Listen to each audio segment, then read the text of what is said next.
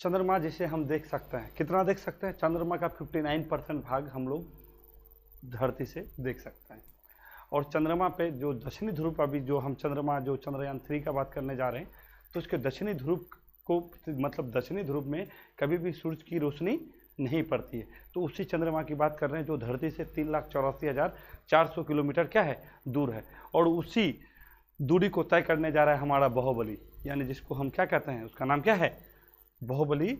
बाहुबली को हम लोग किस नाम से जानते हैं? ये हमारा बाहुबली आपका, चलिए बाहुबली निकलिए, ये है मेरा बाहुबली ना। तो बाहुबली को आज हम लोग अच्छा से जानेंगे। ये बाहुबली के बारे में आज हम लोग जानते हैं। यानी ये 3,84,400 किलोमीटर की दूरी को तय करने के लिए तैयार है और इसका जिम्मेदारी इस बाहुबली को दिया गया है।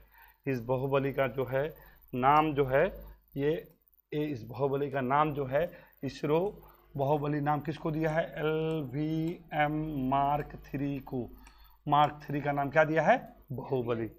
LVM M3 मार्क 3 का नाम क्या दिया है? बाहुबली। और यही बाहुबली को जिम्मेदारी दिया गया है, ये वाले एरिया, ये वाला जगह, इसको बोलते हैं मॉड्यूल है, ये मॉड्यूल है। इस मॉड्यूल को पहुंचाने का जिम्मेदारी दिया गया है। और ये कितना कब तक पहुंचेगा चंद्रयान में? ये पहुंचेगा 23 अगस्त या 24 अगस्त को पहुंचेगा। ठीक है, 24 अगस्त 2023 को पहुंचेगा। कहाँ पे? चंद्रमा पे। ठीक है, तो चंद्रमा पे ऐसा पहली बार नहीं हो रहा है कि पहली बार ये मिशन भारत जो है छोड़ रहा है। इससे पहले 2 बार चंद्रमा के लिए मिशन भारत कर चुका है। और सबसे पहले थोड़ा सा इसका खासियत बता दें, चंद्रमा पे कब से कब तक कब मिशन हुआ है, तो उसके बारे में थोड़ा जानकारी ले लीजिए, जो एग्जाम में बहुत बार पूछा गया। चंद्रमा पे सबसे पहला कोई उपग्रह गया तो वो गया था लूना 2, उसके बाद फिर गया लूना 9, फिर अपोलो 11 के बाद फिर बहुत सारे मिशन गए। और भारत का सबसे पहला मिशन 2008 में चंद्रयान कौन गया? चंद्रयान फर्स्ट। ठीक है, 2008 में, यानी 22 अक्टूबर, ठीक है, 2008 को जो है पहला हम लोग मिशन किए थे चंद्रमा के लिए। और कौन सा प्रक्षेपण यान से किए थे? PSLV-C11 से। ये पहला हम लोग का क्या था? चंद्रमा के लिए मिशन था। PSLV किसका? नहीं, चंद्रयान फर्स्ट। उस मिशन का नाम था चंद्रयान फर्स्ट, जिसको जो रॉकेट लेके गया था, जो रॉकेट की अभी बात कर रहे हैं ना, तो वो रॉकेट अभी जो लेके गया है चंद्रयान मिशन 3 को, वो कौन रॉकेट लेके गया है? ये रॉकेट लेके गया जिसका नाम बाहुबली रखा गया, LVM मार्क 3। तो उसी तरह से 22 अक्टूबर 2008 को जो चंद्रयान फर्स्ट मिशन को लेके गया था, वो लॉन्च जो रॉकेट था, उस रॉकेट का नाम क्या था? PSLV-C11। फिर उसके बाद 2019 में एक मिशन किया जाता है जिसका नाम क्या दिया जाता है? चंद्रयान मिशन सेकेंड, यानी दूसरा। और उससे वो कौन रॉकेट से जाता है? GSLV से दिया गया था उसको भी। ठीक है, 2019 में। और उसी में ये जो आप देख रहे हैं ना, ये मॉड्यूल, उसी में ये पहली बार जो गया था, पहली बार चंद्रयान मिशन पहले 2008 में जो भेजा था, तो उसी बार चंद्रयान जो है, ये मिशन क्यों किया जा रहा है? ये मिशन चंद्रमा में बार बार इतना खर्चा करके भेजा क्यों जा रहा है? वहाँ पे ना चंद्रमा पे जीवन, चंद्रमा पे मिनरल्स, चंद्रमा पे वाटर, कि वहाँ पे क्या क्या उपस्थित है, वहाँ पे वायुमंडल है या नहीं है, क्या है नहीं है, उसी को पता लगाने के लिए मिशन किया जा रहा है। ठीक है, तो वहाँ पे जब 2008 में जब हमारा पहला मिशन गया था, तो उस मिशन में वाटर के बारे में पता चला था। भारत का मिशन चंद्रयान फर्स्ट मिशन ऐसा था जो वाटर के बारे में, दक्षिणी ध्रुव मतलब चंद्रमा के बारे में बोला गया कि वहाँ पे वाटर है। और कैसा स्टेट में? सॉलिड, यानी ठोस अवस्था में क्या है? वाटर है। तो 2008 में उसके बारे में। फिर 2019 में ये उद्देश्य यही था कि वहाँ पे वाटर है, जीवन है नहीं है, मिनरल्स है नहीं है, क्या चल रहा है नहीं चल रहा है, यही सारा चीज़ के बारे में पता करने के लिए ये मिशन बार बार किया जा रहा है। तो इस बार जो मिशन किया गया है चंद्रयान मिशन 3 किया गया है, जो 2019 में जो विफल हो गया था। हमारा जो विक्रम है, जो लैंडर था, वो क्या हो गया? सही से लैंड नहीं कर पाया। और लैंड नहीं होने की वजह से वो क्या हो गया? क्रैश कर गया। और कुछ ज़्यादा दूर चंद्रमा के सतह तक पहुँचने नहीं वाला था कि वो क्या कर गया? क्रैश कर गया। और क्रैश होने की वजह से जब वो लैंड ही नहीं कर पाया, देखिए ये है हमारा क्या, देखिए अभी आपको एकदम सबसे समझ में आएगा। देखिए ये हमारा क्या है? ये हमारा देखिए लैंडर है। ठीक है, ये हमारा लैंडर है। ये लैंडर के अंदर मेरा क्या है? रोवर है, जिसका नाम क्या है? प्रज्ञान है। और इस लैंडर का नाम क्या है? विक्रम है। तो ये लैंडर को जैसे ये मॉड्यूल दिखाया था ना, ये जैसे ये मॉड्यूल है, इस मॉड्यूल से इसको निकलना होता है और फिर ये निकल करके लैंड करेगा, और उस लैंड करने के बाद इससे क्या निकलेगा, इससे निकलेगा आपका प्रज्ञान, ठीक है, प्रज्ञान, जिसका नाम क्या है, रोवर है, ठीक है, रोवर का नाम क्या रखा गया, प्रज्ञान रखा गया। वो निकलेगा, फिर देखिए वो जब निकलेगा तो वो ऐसा दिखेगा आपको, निकलने के बाद वो कुछ ऐसा दिखेगा, और ये चंद्रमा के सतह पे घूम घूम करके सारा डाटा क्या करेगा, कलेक्ट करेगा, और वो डाटा फिर वो किसका, ऑर्बिटर को देगा, ऑर्बिट भी वहाँ पे है, ऑर्बिटर भी है, फिर वो डाटा को क्या करेगा, पृथ्वी तक, हम लोग तक भेजेगा। तो ये पूरा कहानी है किसका, चंद्रयान 2 और 3 का। तो 2 में तो सॉफ्ट लैंड हो नहीं पाया, सॉफ्ट लैंड नहीं होने की वजह से क्या हो गया, सॉफ्ट लैंड नहीं होने की वजह से सब हो गया गड़बड़, क्रैश कर गया। तो विक्रम जब लैंड ही नहीं पाया तो रोवर निकल नहीं पाया, जब रोवर निकला ही नहीं तो कुछ जानकारी मिला ही नहीं। तो हम क्या कह रहे थे, हम ये कह रहे थे कि चंद्रमा पृथ्वी से कितना दूर है, 3,84,400 किलोमीटर चंद्रमा से पृथ्वी की दूरी है ना। पृथ्वी से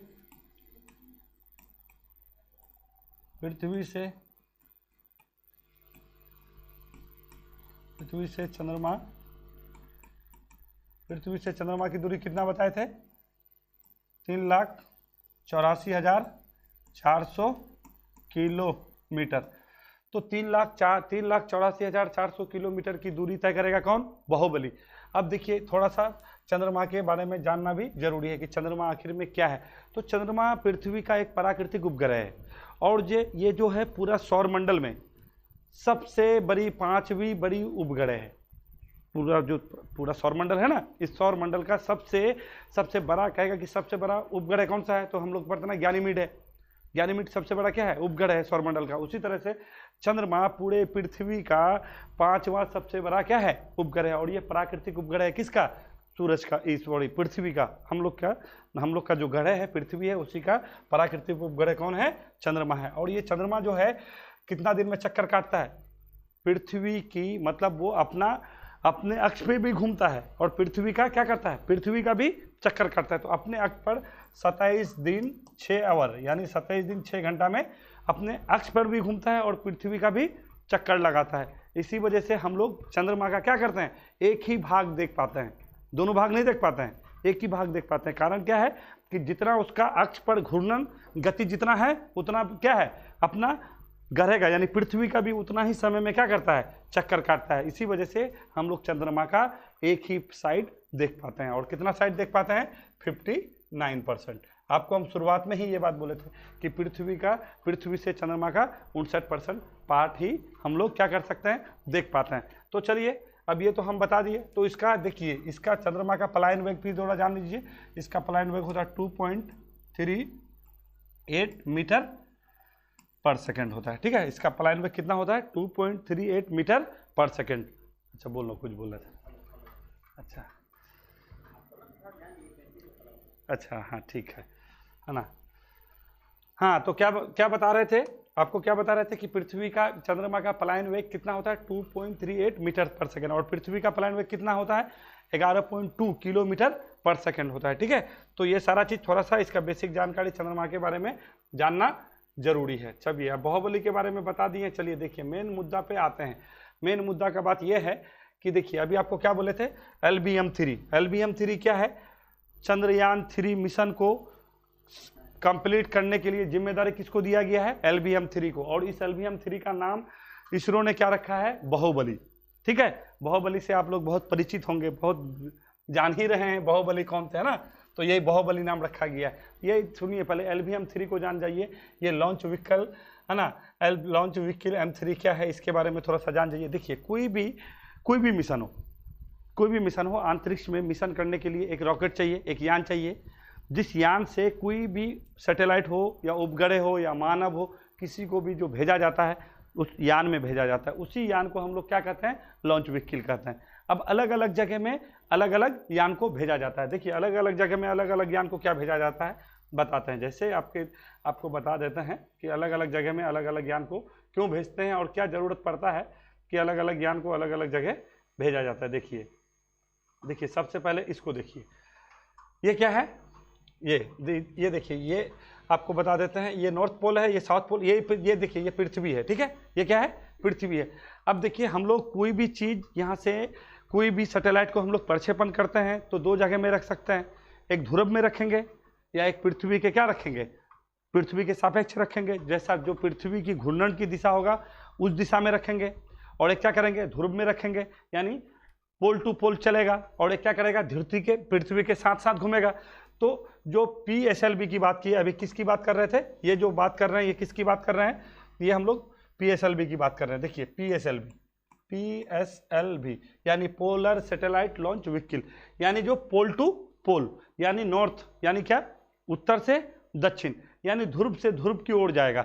और ये किस टाइप का, ये जो PSLV होगा ये किस टाइप का सैटेलाइट को लेके जाएगा, ये ऐसे सैटेलाइट को लेके जाएगा जो सैटेलाइट किस टाइप का होगा, जैसे मैप बनाने का काम करे, रक्षा अनुसंधान में काम करे, जलवायु परिवर्तन में काम करे। इस टाइप का जो भी सैटेलाइट छोड़ा जाएगा वो कहाँ पे छोड़ा जाएगा, ध्रुव पे छोड़ा जाएगा। और ठीक है, और वो जिस यान से जाएगा, जिस गाड़ी से उसको ले जाके छोड़ा जाएगा, उस गाड़ी का नाम क्या हो जाएगा, PSLV। और इसका ऊंचाई मैक्सिमम कितना हो जाएगा, 1000 होगा। कितना हो जाएगा, 1000 किलोमीटर के करीब करीब इसको छोड़ा जाता है। किसको, PSLV को। और इसका जो घूमने का, जो सैटेलाइट का घूमने का जो दिशा होगा कैसा हो जाएगा, उत्तर से दक्षिण।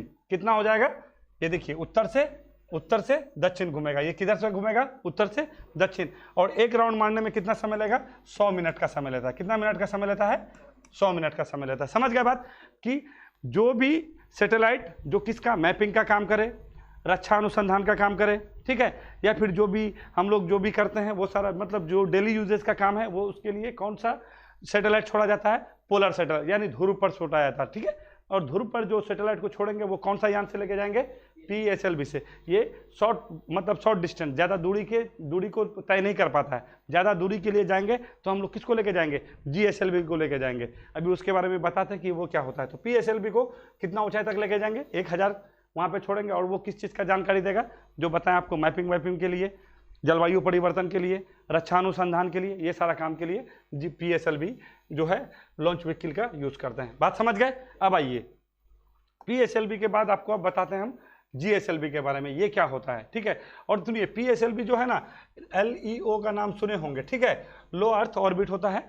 लो अर्थ ऑर्बिट में ये चक्कर लगाता है, और उसके चक्कर का भी दिशा आपको हम बता ही चुके हैं। अब देखिए, अब इसके बारे में थोड़ा बताते हैं। और देखिए इसको जानना इस वजह से, आप LVM, हम लोग जो बाहुबली जो नाम रखे हैं, किसका रखे हैं, किसका नाम रखे हैं, LVM Mark 3 का नाम रखे ना, इसी का नाम रखे ना। तो इसको जानने के लिए, ये चीज़ समझने के लिए आपको GSLV और PSLV समझना जरूरी है। जब तक ये दोनों को नहीं समझ पाइएगा तब तक आप ये नहीं समझिएगा कि LVM3 ये क्या है, नहीं तो बहुत ज़्यादा कन्फ्यूजन होता है।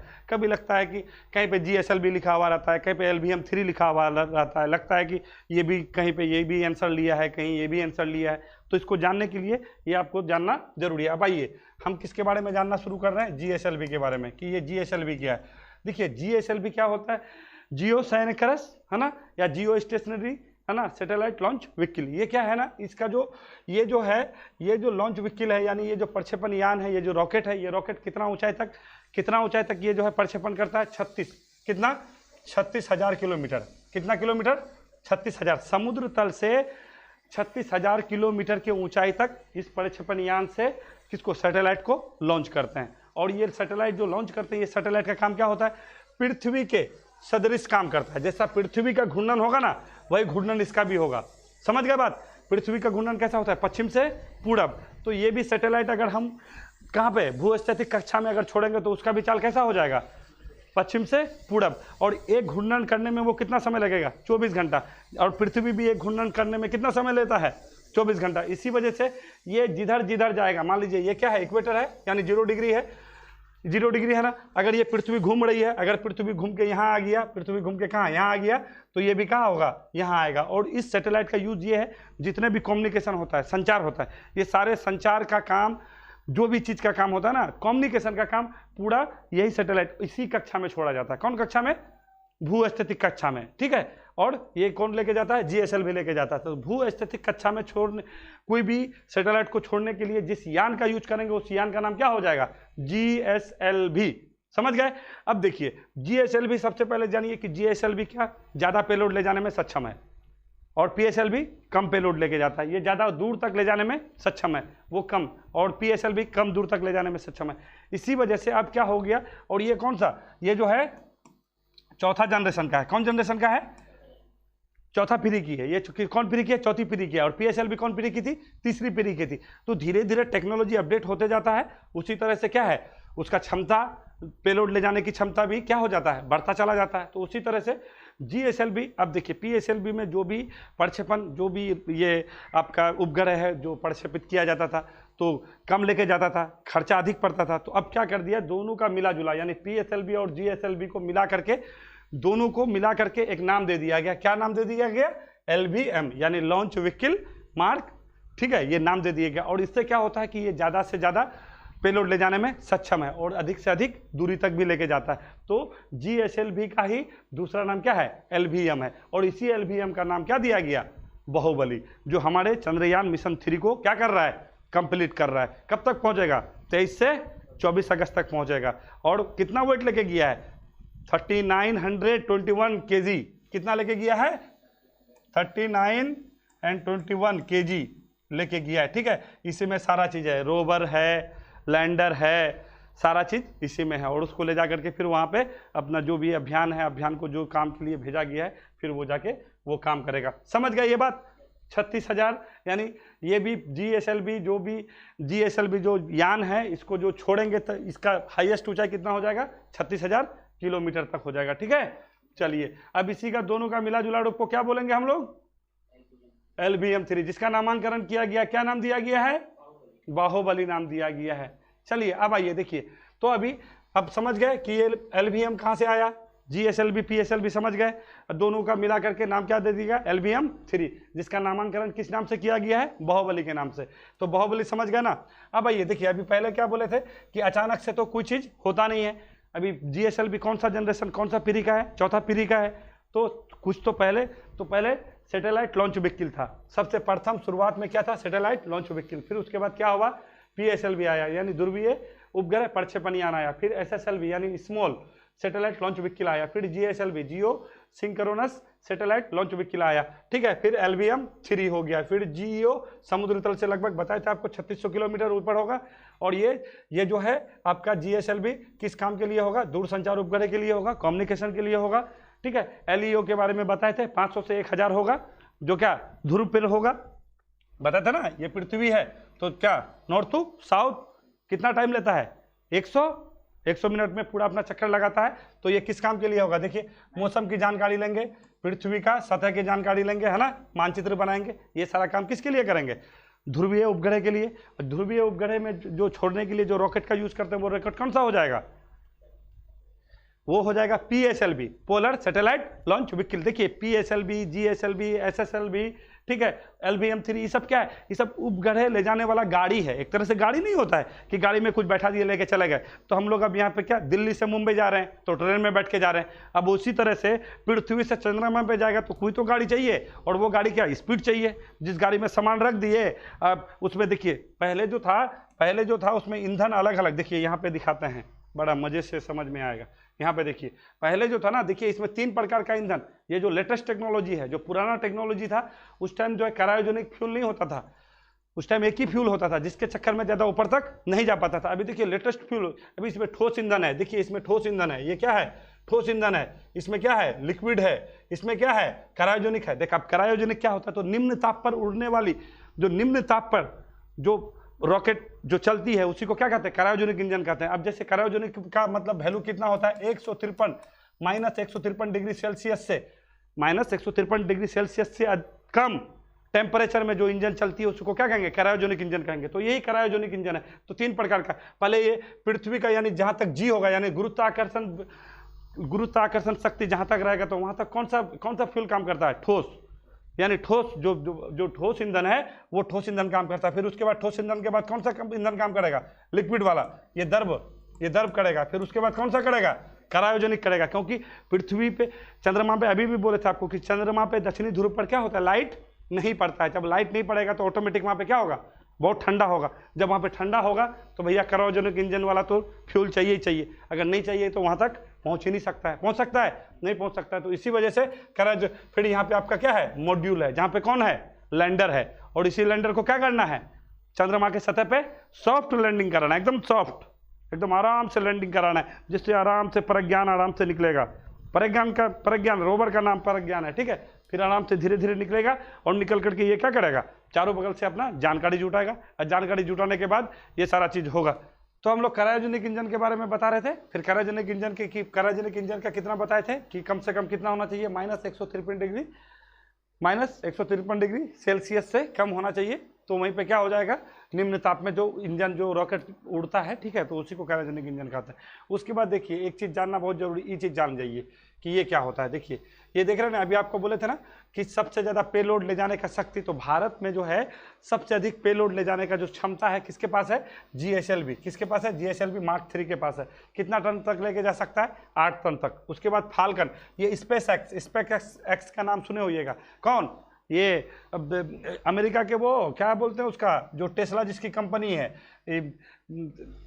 अरे यार नाम तो भूल रहे, अच्छा बता रहे हैं, ये फाल्कन 9 उसी का है। इस एलन मस्क, क्या नाम है, एलन मस्क का नाम जो है उसी का कंपनी है, जो प्राइवेट है, स्पेस एक्स से उसका कंपनी का नाम है, उसी का है। वो कितना है, 22.8 टन लेके जा सकता है। ये है फाल्कन 9 FT। उसके बाद जो है ये आपका कौन है, फाल्कन हेवी है, ये कितना 63.8 टन लेके जा सकता है। और ये भी किसका है, एलन मस्क का ही है। स्पेस एक्स कंपनी जो है, जो प्राइवेट कंपनी है, जो अंतरिक्ष के लिए क्या करती है, काम करती है। तो यही सारा चीज़ है। तो इसको जान लीजिएगा कि भारत का सबसे भारी, सबसे जो ज़्यादा जो है पेलोड ले जाने का जो क्षमता रखता है, GSLV Mark 3 रखता है। उसके बाद स्पेस एक्स का है, फाल्कन हेवी है, फाल्कन 9 FT है, ठीक है। तो ये सब चीज़ जान जाइएगा। फिर ये देख लीजिए 21 टन लेके जाएगा, 28.7 टन लेके जाएगा। बट ये दोनों को याद रखिएगा, भारत का GSLV Mark 3 और ये जो है फाल्कन, ये फाल्कन हेवी है, स्पेस एक्स का, एलन मस्क का, ठीक है। उसके बाद देखिए अब क्या छूट गया, अब आप लोग को क्या बताना है, रोवर इससे तो बता ही दिए हैं, अब तो कुछ जानना और कोई खास, अब देखिए ये बाद में बताएंगे, ठीक है। तो आज यहीं पे हम लोग छोड़ते हैं, और जो भी जिसको भी वीडियो अच्छा लगे तो लाइक सब्सक्राइब जरूर कीजिए, ठीक है। और बाकी बचा अगला टॉपिक के लिए, अपना अगला टॉपिक फिर आप लोग के लिए लेके आएंगे, जो आप लोग का जैसा डिमांड होगा वैसे हिसाब से करंट का भी सेशन लेके आने वाले हैं। आप लोग जो भी करंट पढ़ना चाहते हैं, कैसा पढ़ना चाहते हैं, अपना जो भी डिमांड है कमेंट बॉक्स में ज़रूर बताएं। चलिए धन्यवाद।